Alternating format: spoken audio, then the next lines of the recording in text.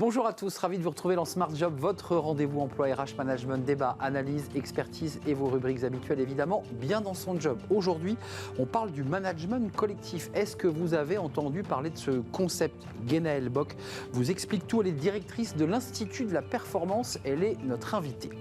Le cercle RH, comment prévenir le sexisme au travail à quelques jours de la journée des femmes? Ce sera le 8 mars, c'est toujours le 8 mars traditionnellement. En plateau, 3 femmes pour nous parler de ces enjeux de sexisme. Est-ce que ce sujet a réellement avancé en entreprise? Comment faire pour lutter contre le sexisme ordinaire? On fera le point avec elles. Et puis pour terminer, on terminera avec le livre de Smart Job. Et pour rester dans la thématique, un livre passionnant, Les inégalités justifiées, écrit par Marie Donzel, et directrice associée chez Alternego. Elle est l'autrice de ce livre. C'est un livre qui est plus qu'un livre, qui est un essai et qui est même un coup de poing sur ce sujet dont elle estime qu'il n'avance pas assez vite. On fera le point avec elle à la fin de notre émission. Tout de suite, c'est bien dans son job.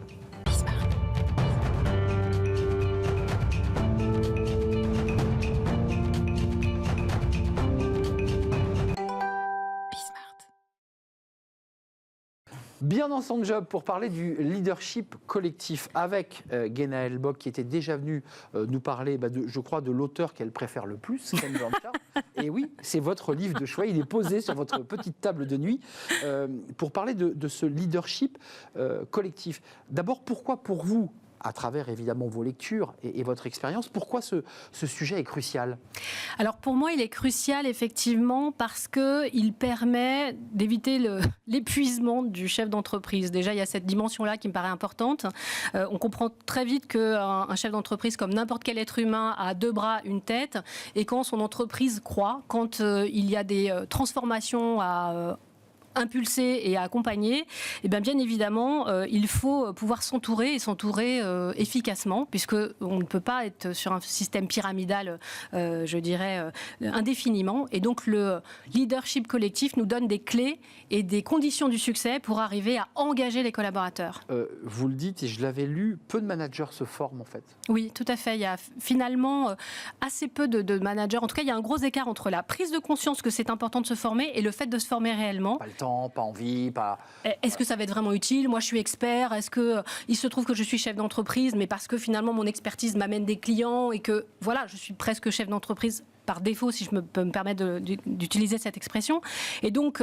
Pourtant, la formation permet la professionnalisation, et au-delà de la professionnalisation, ce que je veux dire par là, c'est que ça permet vraiment d'enclencher quelque chose de beaucoup plus puissant. Alors, il y a une entreprise qui a fait beaucoup parler d'elle récemment, puisque son patron s'est exprimé au Sénat et a fait grand bruit, c'est Michelin, oui.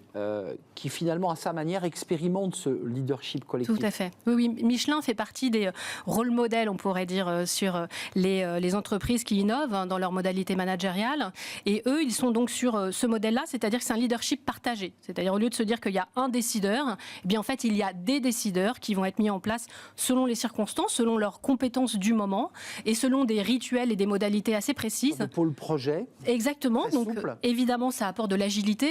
Vous avez des sujets autour du design thinking, mais sans rentrer de plus de détails. En tout cas des éléments qui permettent en fait à chacun de se sentir à titre individuel plus autonome et donc plus engagé. Tout le monde a plus envie de participer à un projet dans lequel il se sent impliqué. Et à titre collectif, du coup, ça donne aussi beaucoup plus d'agilité et beaucoup plus, finalement, de créativité. J'évoquais Ken Blanchard parce que tout ça vient de cet auteur américain, enfin en tout cas de celui qui a conceptualisé. C'est quoi les 3 principes clés du leadership collectif? Alors le premier principe, le premier effectivement, ça va être d'avoir une responsabilité partagée via notamment un objectif extrêmement clair. Un objectif clair, ça veut dire qu'effectivement on sait ce que ça veut dire, mais c'est surtout qu'il va être inspirant.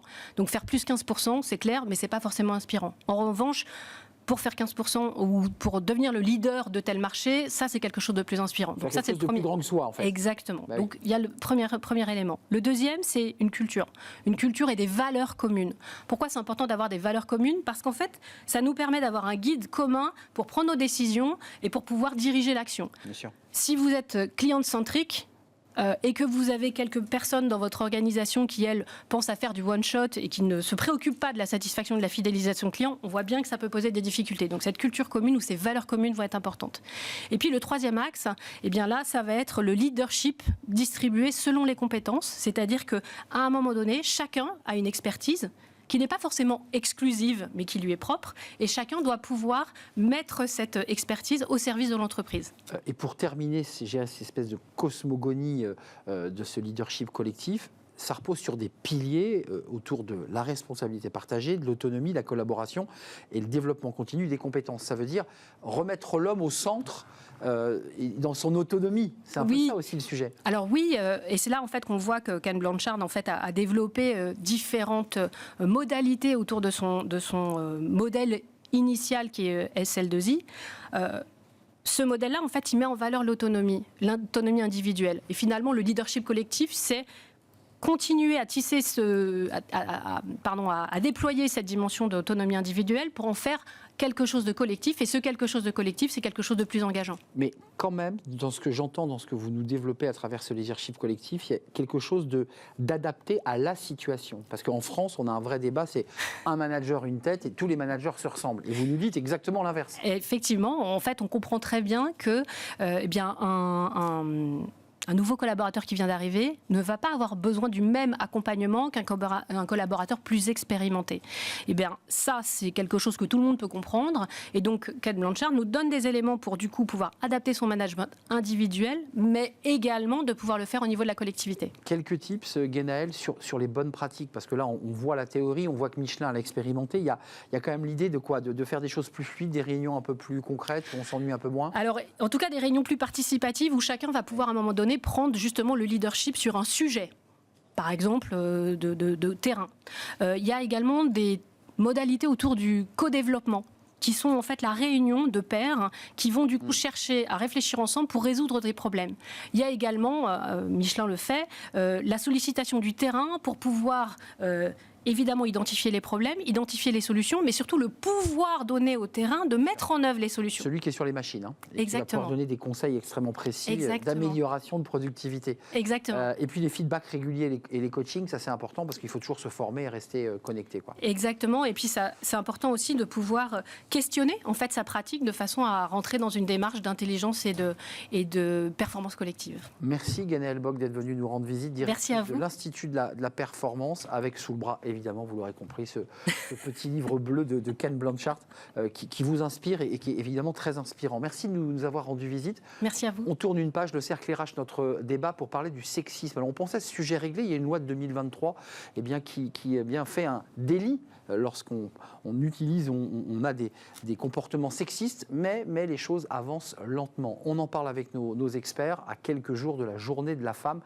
qui sera le 8 mars, évidemment, traditionnellement. C'est le cercle RH, c'est notre débat, et c'est tout de suite.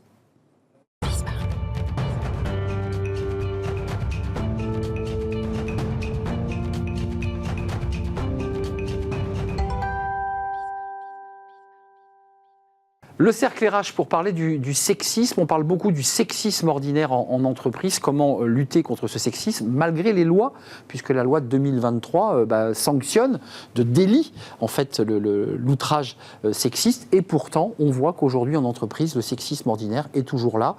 On va en parler avec nos invités à quelques jours. Alors attention, je ne vais pas me tromper de la journée internationale des femmes ou des droits des femmes, des droits, car elles ont des droits.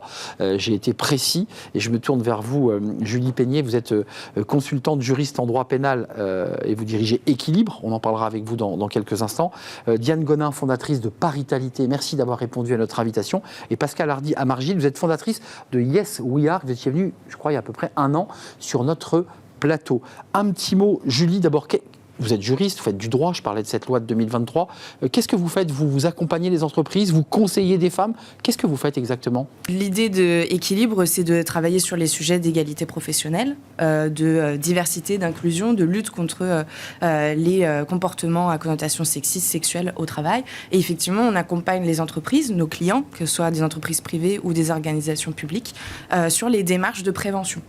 Donc ça voudrait dire effectivement travailler sur une procédure interne pour comment on signale, comment on fait remonter ces faits effectivement en interne, comment on les traite, comment peut-être on les sanctionne. Côté Diane, Paritalité, c'est quoi ? Parce qu'au début, en préparant l'émission, vous me disiez, mais j'ai aussi envie qu'on parle beaucoup de ces témoins. Vous savez, ceux qui observent des scènes qui sont choquantes, mais qui vont se taire. Parfois, c'est parce que c'est lié supérieur hiérarchique et qu'on n'ose pas intervenir, ce qui arrive. Paritalité fait quoi exactement? Donc, Elle intervient, Paritalité, c'est une entreprise qui accompagne les entreprises à accélérer leur transition culturelle pour devenir plus inclusive, avec cette conviction que les changements culturels viendront par des changements de comportement individuel et que l'ampleur, effectivement, et l'impact des microagressions dont les agissements sexistes font part doivent être saisis, y compris sous l'angle des témoins. Et sous l'angle des RPS, on y reviendra peut-être, puisque les faits sont avérés d'un point de vue scientifique. Les outrages ou le sexisme quotidien ou régulier peut avoir des incidences sur les risques psychosociaux des femmes qui travaillent en entreprise. Yes We Are, quelle est sa mission? On est une agence de conseil, de communication et de contenu dédiée au sujet de diversité et d'inclusion, dont le sujet de l'égalité professionnelle évidemment, mais pas que, les sujets de handicap, les sujets LGBT+, tout ça étant intimement corrélé. On parle notamment de l'intergénérationnel. On parlera peut-être du sujet des générations par rapport à ce sujet de sexisme ordinaire. Tout ça est très lié. Tous ces sujets sont intimement corrélés. Commençons par le sexisme. Après, on parlera aussi de la situation des femmes en entreprise, de la capacité à libérer du temps, à pouvoir gravir les échelons pour devenir manager, rentrer au COMEX, un sujet. Mais le sexisme, vous qui êtes en contact avec les entreprises, on a progressé, on a fait du chemin. Moi, j'ai le sentiment qu'on a beaucoup légiféré, on en a beaucoup parlé, les médias se sont emparés de ce sujet.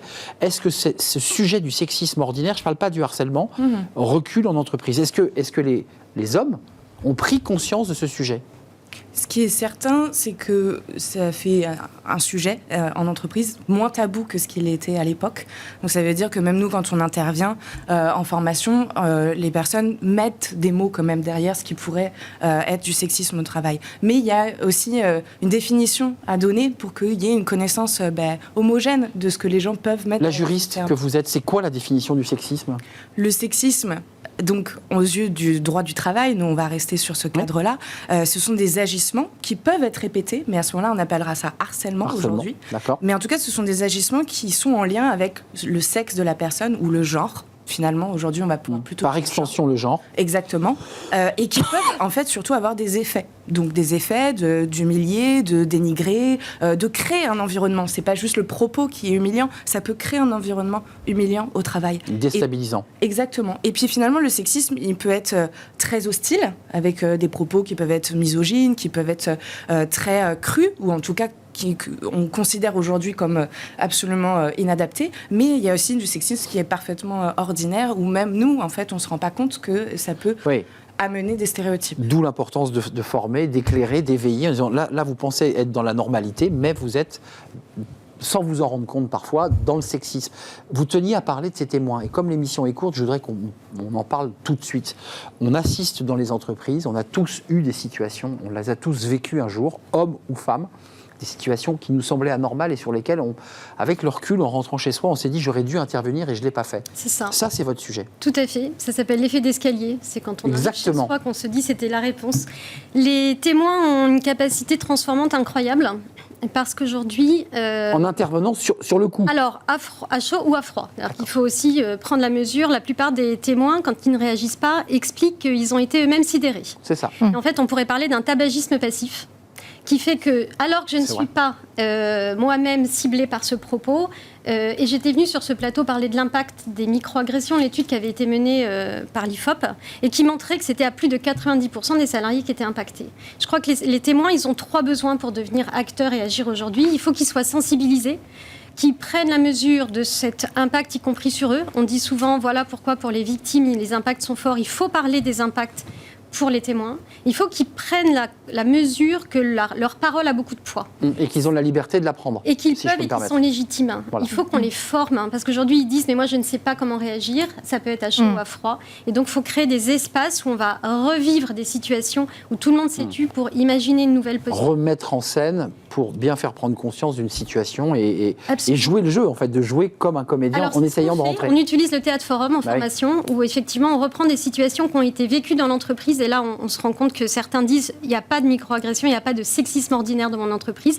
Et puis, il y a beaucoup de collègues qui disent... mais tout va bien chez moi, mais en fait, finalement... En fait, non, parce que moi, je fais des formations en intra-entreprise, donc ce sont des collègues, et effectivement, ils racontent des histoires vécues. Ça, c'est vrai, vous avez raison, tout va bien, il n'y a pas de problème, on n'a pas de cas, puis finalement, en grattant un tout petit peu, on découvre que finalement, il est là. Vous aussi, vous avez ce débat-là. Quelle est la porte d'entrée que vous avez chez Yes We Are ? On évoque les sujets de témoins, de formation, d'éveil, de pédagogie. j'ai fait un titre dans l'émission Sanction ou pédagogie. Vous êtes plutôt pour la pédagogie sur la sanction? Parce qu'il y a eu des lois, on sanctionne. Enfin, je ne sais pas si la loi s'applique, mais en tout cas, la loi existe. Alors moi, je pense qu'il faut les deux. La réalité, elle est là. Mais pour répondre à votre première question initiale qui était qui finalement est la clé d'entrée, moi je crois qu'il y a, comme tous ces sujets de transformation, parce que c'est des sujets de transformation culturelle, Diane l'évoquait, je pense que ça doit être pris au plus haut niveau. Aujourd'hui, il y a un chiffre qui dit qu'il y a 86% des femmes qui disent qu'elles ont fait face à des comportements sexistes en entreprise. C'est énorme. Quand vous disiez est-ce que ça progresse, ça reste assez important. À des degrés divers, mais toutes, effectivement. C'est quand même assez important. Et je voudrais préciser une chose, c'est que le sexisme ordinaire, il touche aussi les hommes. 59% des hommes disent avoir eu des remarques sexistes liées à la parentalité. Donc c'est un sujet aussi qui est aussi un empêcheur d'avancer sur l'égalité pro. Donc ce que je veux dire, c'est que donc, ça concerne quand même beaucoup de monde dans l'entreprise et ça doit être pris au plus haut niveau. Quand je dis au plus haut niveau, c'est au niveau des comités de direction. Nous, on intervient énormément sur des diags pour faire prendre conscience, faire un espèce d'électrochoc auprès des comités de direction, parce que si au plus haut niveau, ça n'est pas pris, comme tout sujet de change management et comme tout sujet de transpo, ça ne descendra pas. Je m'autorise, je me tourne vers vous, Julie, mais si c'est pas pris en termes de prise de conscience, mais il faut aussi qu'il y ait des sanctions. On voit parfois des DRH, pour être très honnête, qui sont un peu embarrassés avec ces sujets en disant, mais après tout, c'est des histoires de machines à café, oui, je comprends, c'est difficile. Mais pourtant, il y a des lois. Enfin, il y a quand même la possibilité de faire appliquer la loi. En fait, on l'applique peu quand on regarde vraiment bien de près. Il n'y a pas beaucoup de sanctions sur ce sujet. En fait, vous avez raison, ils sont dans l'embarras, les DRH aujourd'hui, parce que, contrairement au côté pénal où chaque infraction a une peine associée, en tout cas un max, ici, il n'y a pas. Donc, c'est-à-dire que c'est à eux de créer leur propre jurisprudence de, pour ce type de comportement, ce sexisme une fois, 3 fois, eh bien, je vais taper sur tel type effectivement, de sanctions. Donc, c'est pas évident. Mais par contre, et c'est pour le coup un sujet que je voudrais pousser aussi, c'est est-ce qu'on est prêt à sanctionner aussi ce type de comportement? Est-ce que, culturellement, on est prêt à se dire, cette personne-là, elle a eu un comportement déviant, harcelant, etc. Est-ce que ça mérite qu'il parte de l'entreprise? Vous allez jusqu'au harcèlement, qui est un sujet là. Effectivement, voilà. Mais ça veut dire que si la question déjà se pose pour le harcèlement, je vous laisse imaginer la question pour du sexisme. C'est ce que j'évoquais, c'est qu'on le laisse un peu de côté. On dit après tout, c'est la partie la moins dangereuse, la moins embarrassante. Le harcèlement, on le traite, mais en dessous, on le fait pas. Il y a un peu de ça. Oui, et puis nous, ce qu'on dit souvent, c'est que l'iceberg, on va dire ce qu'on voit, ce serait peut-être les comportements les plus violents, mais en dessous, c'est effectivement les plus médiatiques en quelque sorte. Exactement. Et puis la base, c'est ça sur laquelle va se construire, monter des formes plus graves. Mais Diane, vous voulez intervenir? Je voulais vous poser une question à vous, qui êtes aussi des femmes engagées dans la société. Vous avez des entreprises, vous travaillez dans des entreprises. On a le sentiment quand même que malgré le travail qui a été fait par le législateur, par les hommes aussi, qui ont aussi évolué, il est difficile d'être une femme en entreprise. En tout cas, de trouver sa juste place. Je me trompe ou pas? Je ne répondrai pas sur une généralité à cette question-là, parce que je pense que chaque carrière est absolument unique. Il y a des freins, la parentalité est le frein majeur à la carrière des femmes. Il y a eu peu de progrès, on a espéré que le congé paternité... Et aux hommes aussi, on vient de l'entendre. On n'est pas dans le modèle suédois. Voilà, alors le modèle suédois qui est parité, effectivement, évite qu'au moment d'un recrutement, alors la loi, vous en parliez Arnaud, c'est je n'ai pas le droit de demander à une femme si elle a envie d'avoir des enfants ou si elle en a l'âge. Mais une fois qu'effectivement le sujet est posé, et là encore, quand on va stigmatiser dans une généralité en disant les femmes avec des enfants en bas âge sont pas assez disponibles, je ne suis pas en train de discriminer, mais le jour où je vais aller chercher sur un projet où il y a beaucoup de déplacements, je ne penserai pas à une femme qui a des enfants en bas âge en me disant qu'elle ne le sera pas. Et donc on ne la fera pas monter. Donc je risque là, si j'interromps pas ce continuum, je risque de discriminer. Et donc, elle n'est pas embarquée dans le projet moteur, donc elle ne part pas évidemment dans des promotions possibles en fin d'année. Donc il y a encore des freins très forts. Et des censures. Puisqu'en fait, il y a quand même ce sujet-là, quand le manager homme, si c'est un homme, voire même une femme d'ailleurs, parce qu'il ne faut pas négliger le fait qu'une manageuse peut aussi avoir une attitude censure une collaboratrice parce qu'elle sait qu'elle ne sera pas disponible. Sans imaginer qu'on puisse trouver un juste équilibre entre vie pro et vie perso. C'est une réalité, ça. Et puis, il y a quelque chose de comme je disais, dans le sexisme, tout n'est pas que malveillant, que discriminant. Non. Il y a des choses où, par une certaine forme de bienveillance, on se dit, je ne vais pas proposer ce projet-là parce que cette personne a effectivement un moment dans sa vie privée, etc. Tout ça, il faut aussi le déconstruire. Yass Fouillard, qu'est-ce que vous leur dites à vos DRH? Parce que je vous ai senti très prudente. Il faut les secouer un peu, il faut leur dire agissez, il faut leur dire formez vos managers. Qu'est-ce que vous... Il faut leur dire tout ça, prendre conscience, premier élément, devenir eux-mêmes des alliés de cette transformation. Donc c'est déjà prendre conscience de ce qui se passe, de ces stigmatisations, de ces forme de microagression et de discrimination. Ça, c'est la première chose. Former les équipes et les managers en particulier, qui sont une courroie de transmission sur ces sujets-là importantes.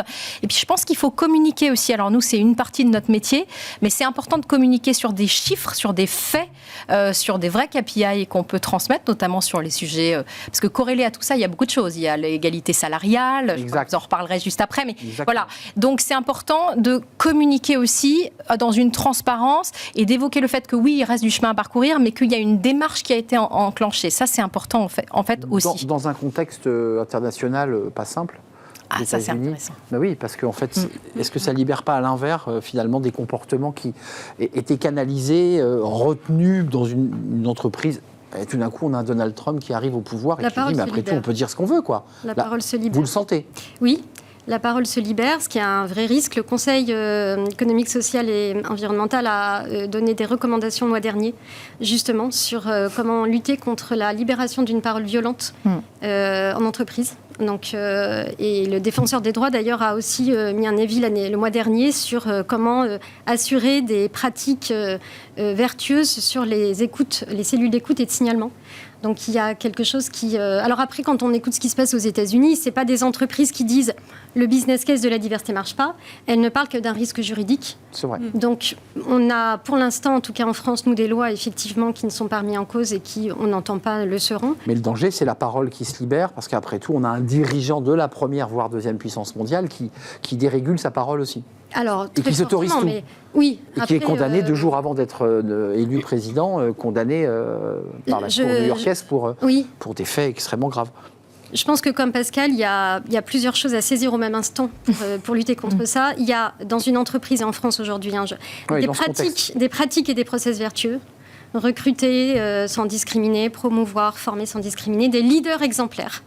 Les fameux managers. Voilà, et des salariés responsabilisés et équipés pour savoir comment agir, réagir et effectivement faire progresser collectivement ce sujet. 10 secondes, vous allez m'en voir, l'émission est terminée, je vous l'avais dit, je suis absolument désolé, j'aurais bien aimé continuer avec vous cet échange qui est très riche, et évidemment à l'aune de l'international. Je sais que vous allez répondre là-dessus. À l'aune de l'international, il y a des choses à faire, il y a des très bonnes choses qui sont en train de se passer. Il y a eu une tribune, je voulais le dire, d'une 60aine d'entreprises qui viennent de dire, il y a quelques semaines, qu'elles continuent leur politique diversité-inclusion. Moi, je crois justement qu'il y a encore du chemin très positif à faire et qu'on avance quand même dans le bon sens. Parmi lesquelles les entreprises américaines. Certaines américaines qui ont dit qu'elles continuaient leur engagement. Voilà, et qui ont des filiales et qui ont dit on continuera, pied au plancher, jamais sans elles. Je pense à toutes ces associations qui s'engagent sur ces sujets d'égalité femmes-hommes. Merci à vous. Vous reviendrez quand vous le souhaitez, évidemment. Diane Gonin, fondatrice de Paritalité. Julie Peigné, consultante juriste en droit pénal chez Équilibre. Je n'ai pas dit directrice. Hein. Merci d'être venue. Et Pascal Hardy Amargil, fondatrice de Yes We Are. Merci, mesdames. Et évidemment, cette émission était dans le cadre de cette journée du droit des femmes. Je l'ai bien dit. On va terminer notre émission avec le livre de Smart Job pour rester justement dans ce sujet autour des femmes sur l'égalité salariale, l'égalité professionnelle de manière plus large, avec un essai coup de poing d'ailleurs, puisque l'autrice considère que les choses avancent trop lentement. On l'accueille, c'est le Cercle RH et c'est le livre de Smart Job.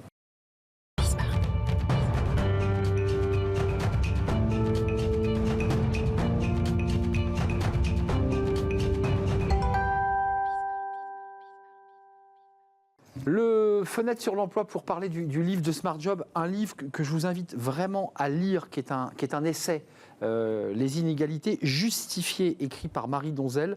C'est un travail titanesque et on va en parler avec elle. Elle est notre invitée. Bonjour Marie. Bonjour. Ravie de vous accueillir, directrice associée chez Alternego, autrice de ce livre. Alors, on rentre dans de cette émission un peu particulière autour de la journée des droits des femmes, la journée internationale des droits des femmes. C'est un travail de titan parce que vous démarrez on fait de l'histoire avec ce livre. On va jusqu'à aujourd'hui, bien entendu, mais on démarre par l'histoire. 14-18, les hommes sont au front, les femmes se retrouvent dans les usines, avec les vieillards et les enfants. L'OIT en 1919. Là, il y a égalité, normalement tout va bien. Et puis, non, en fait. Ah il y a une égalité de... Alors, 14-18, non, il n'y a pas d'égalité. Elles sont en inégalité. Et d'ailleurs, les femmes découvrent qu'elles sont parfois moins payées que leurs fils. qui travaillent dans la même usine pour faire le même métier et parfois avec moins d'ancienneté. Mais 1919, effectivement, déclaration de l'OIT, à travail de valeur égale, salaire égal. À noter quand même que la France, cofondatrice de l'OIT, attendra 1972 pour le transposer dans le Code du travail, donc dans son droit. Je commence par la fin parce que je ne veux pas spoiler le livre, mais les 6 dernières pages ou 5 dernières pages, c'est un coup de gueule. Et vous dites, mais ça avance pas en fait ce sujet. Qu'est-ce qui se passe? Pourquoi c'est si lent? C'est un problème culturel, c'est un problème de processus, d'organisation. Pourquoi c'est si compliqué ce sujet? Parce que c'est un sujet extrêmement embarrassant. C'est un sujet qui nous embarrasse tous et qui vient nous chercher à plein d'endroits dans nos existences. C'est embarrassant parce que c'est quelque chose de dérangeant, c'est un scandale. Quand vous voyez que les inégalités salariales tout au long de la vie, ça fait 30% moyen d'écart de pension à la retraite, ça raconte que les femmes de plus de 65 ans sont en risque de pauvreté et de vulnérabilité aiguë. Ce qui est le cas d'ailleurs pour certaines retraitées. Mais ce qui est le cas aujourd'hui. Les inégalités salariales, ça raconte aussi que les fameux travailleurs essentiels qu'on a applaudis aux fenêtres pendant le Covid et qui sont en grande majorité des femmes, à savoir les aides-soignants, les infirmiers, infirmières, les profs dans une moindre mesure, sont des gens qui aujourd'hui sont très mal payés et ne peuvent pas se loger en proximité de là où ils travaillent, là où ils prennent soin de nous, là où ils éduquent nos enfants. C'est vrai. Donc c'est ça que ça raconte. Donc ça, c'est scandaleux. Et en fait, face à ce truc très dérangeant, on est interpellé dans nos vies intimes, parce que les inégalités salariales viennent percuter aussi ce qu'on appelle les fameux arbitrages au sein des ménages de puisque tu gagnes moins, c'est plutôt toi qui te mets à temps partiel, et puis bon, c'est vrai, j'en fais plus dans les travaux domestiques, mais bon, en même temps, lui, il rentre plus tard, etc. Et ça vient nous percuter aussi dans le monde professionnel et dans l'idée que l'on se fait de la valeur de notre travail. Donc c'est très embarrassant et c'est pour ça qu'on a du mal à faire lever les verrous. Je leur dis, il faut lire ce livre, Les inégalités justifiées. Je n'ai pas précisé l'éditeur Rue de l'Échiquier, parce que l'éditeur a fait un gros travail d'édition. Oui. Combien d'années vous avez mis? Parce qu'il suffit d'aller voir à la fin du livre pour voir les notes de référence, parce que vous vous êtes appuyé sur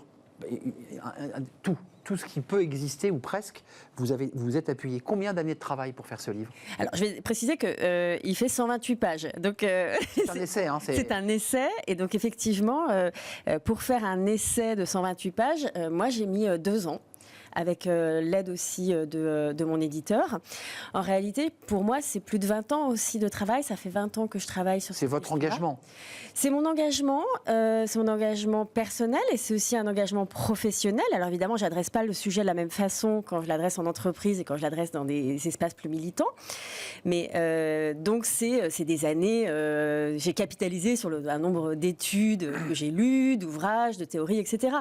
Après, moi, je voulais vraiment que cet essai soit à la fois très documenté, parce que je voulais qu'il soit solide et qu'il puisse apporter notamment une réponse à ceux qui disent il n'y a plus de problème parce que maintenant les inégalités salariales inexpliquées c'est que 4%. Oui, mais les écarts globaux c'est 24%, donc on a encore un problème. Donc je voulais que ce soit solide, mais je voulais aussi que ce soit accessible. C'est-à-dire que moi je pourrais vous dire que mon engagement c'est d'augmenter la qualité de la conversation sur ce sujet-là. Je veux plus qu'on discute ce sujet-là comme si c'était un sujet café du commerce sur lequel il suffit d'avoir un avis. Non, on a tous le droit d'avoir un avis un peu éclairé sur ce sujet-là et donc je voulais que ce soit accessible et que les gens puissent même un peu rigoler aussi en lisant le livre et j'espère d'ailleurs que les gens rient un peu quand ils le lisent. Pas des faits, mais de la façon dont je l'ai des décrit. faits et un travail d'historienne, de sociologue, d'économiste, parce que c'est tout ça à la fois ce livre. Lisez Les inégalités justifiées. Merci Marie Donzel, vous reviendrez à l'occasion d'une table ronde dans le Cercle RH pour nous parler d'une manière plus approfondie encore de ce travail qui correspond à votre engagement, l'engagement d'une vie. Merci de nous avoir rendu visite. Merci beaucoup. C'est un vrai plaisir. Édition Rue de l'Échiquier. Il faut toujours citer les éditeurs qui travaillent dur. Oui. Merci à vous, merci de votre fidélité, merci à toute l'équipe, merci à Angel pour la réalisation, merci à Saïd pour le son et merci à l'équipe de programmation, Nicolas Juchat que je salue et Pauline Gratel. Je vous dis à très bientôt, bye bye.